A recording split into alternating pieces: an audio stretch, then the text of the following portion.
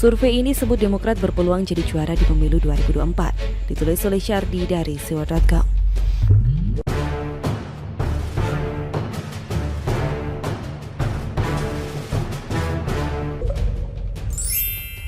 Sebuah survei yang dilakukan oleh New Indonesia Research and Consulting menempatkan Partai Demokrat pada posisi 3 besar, menggeser Partai Golkar dan hanya berselisih tipis dari Partai Gerindra di urutan kedua.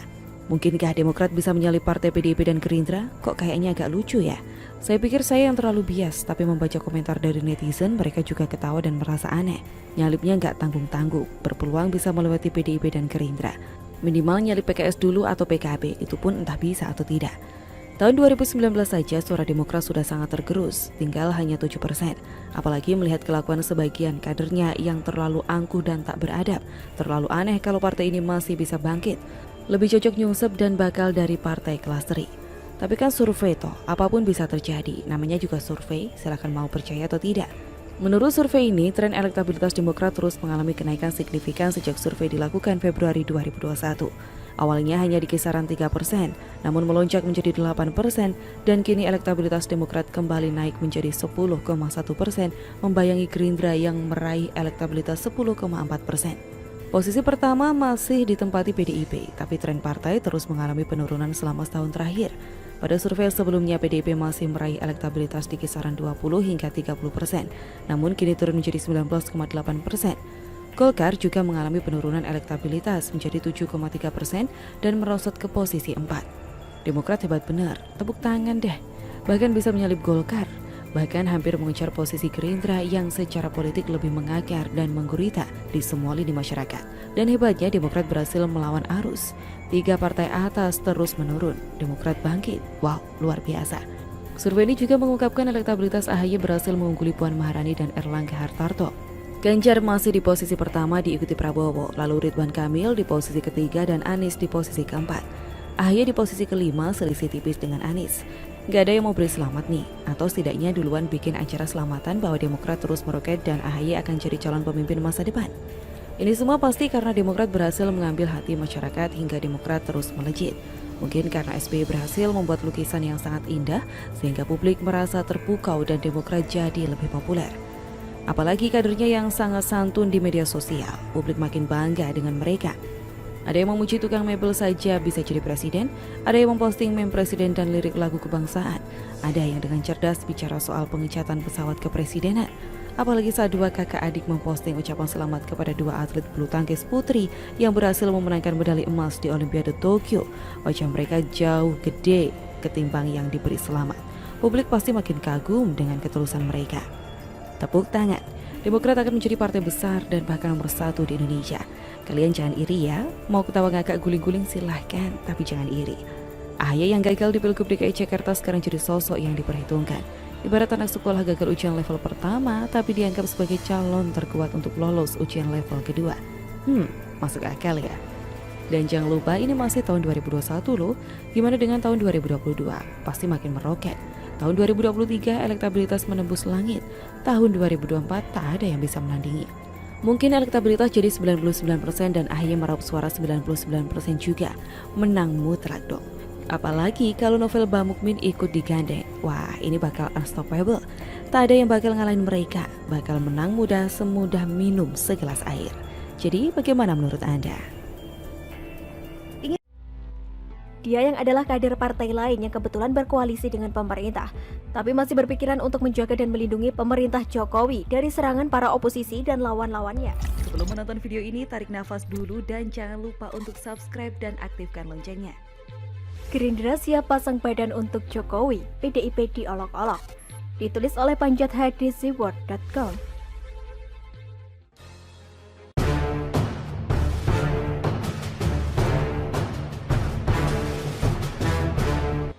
Habis manis sepah dibuang, perumpamaan buruk ini tepat sekali ditamparkan ke muka oknum-oknum PDIP yang akhir-akhir ini sepertinya berupaya menghancurkan reputasi Presiden Jokowi yang sedang sulit di masa pandemi ini.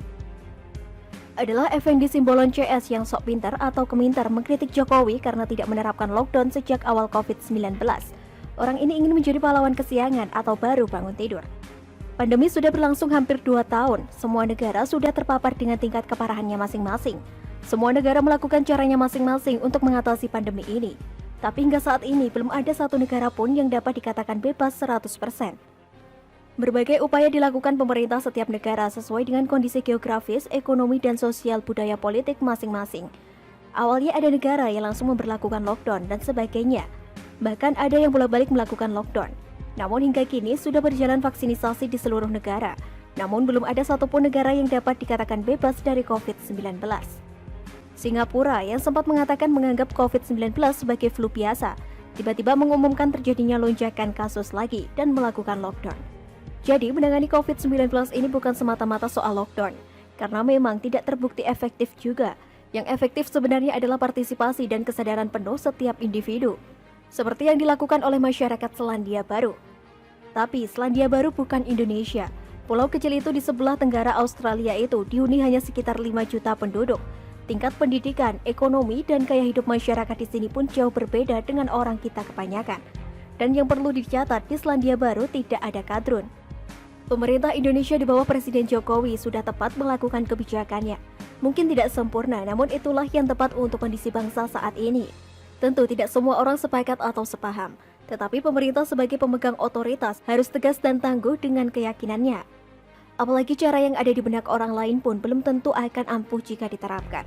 Belum lagi jika ada 1000 kepala dengan idenya masing-masing yang saling berbeda, dan semua memaksanya bahwa pendapatnya benar. Lalu siapa yang harus diikuti? Maka biarkanlah saja pemerintah dengan caranya, siapapun boleh saja menggaungkan usul. Tetapi setelah 2 tahun berjalan, lalu menuduh pemerintah melanggar konstitusi karena tidak lockdown sejak awal pandemi. Masih mending cara si Agus yang sejak awal pandemi memakai tangan putrinya untuk menulis surat ke Jokowi minta lockdown, pakai bahasa Inggris pula.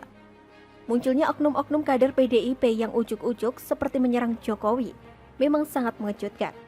Heboh, tidak ada angin, tidak ada hujan, kok ingin menyudutkan Jokowi soal bandelnya COVID-19, padahal ini masalah global. Tapi pasti ada asap jika ada api. Dalam konteks kekinian ada baliho, ada kritik.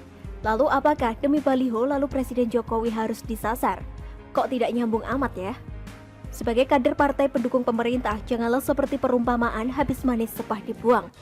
Jokowi yang sudah tidak bisa memperpanjang periodenya lagi, mungkin tidak punya efek lagi buat ngedongkrak perolehan suara partai pada pemilu 2024 nanti.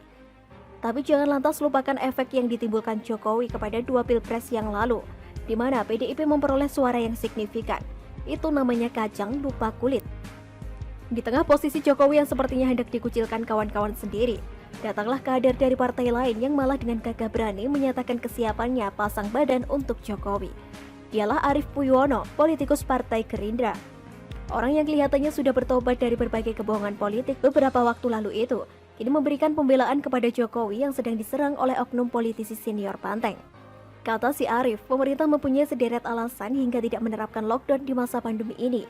Arief menilai bahwa permintaan Effendi Simbolon dan kawan-kawan soal lockdown itu kurang pas dan tidak mencerminkan sikap sebagai anggota koalisi pemerintah. Lanjut Arief, pemerintah tidak menerapkan lockdown karena negara kita tidak memiliki dana yang cukup untuk itu. Masih menurut Arief, apabila lockdown diberlakukan, maka dalam hitungan minggu Jokowi digulingkan. Penulis sebagai simpatisan PDIP sejak zaman bahula, sangat malu oleh sikap dan statement Arief Puyono ini. Dia yang adalah kader partai lain yang kebetulan berkoalisi dengan pemerintah, tapi masih berpikiran untuk menjaga dan melindungi pemerintah Jokowi dari serangan para oposisi dan lawan-lawannya, yang sejak dulu tampak puas dan bernafsu menghabisi Jokowi. Kini justru para kader partai pendukung sendiri yang sepertinya hendak menjerumuskan Jokowi supaya dihabisi oleh lawan-lawan politiknya jika dia menerapkan lockdown. Seorang kader Gerindra tampil membela Jokowi pada saat seperti ini, bahkan menyatakan siap pasang badan. Hal itu sama saja dengan PDIP sedang dijadikan bahan olok-olok dan diajari tentang bagaimana cara berpolitik yang baik dan benar oleh kader partai lain. Sungguh memalukan.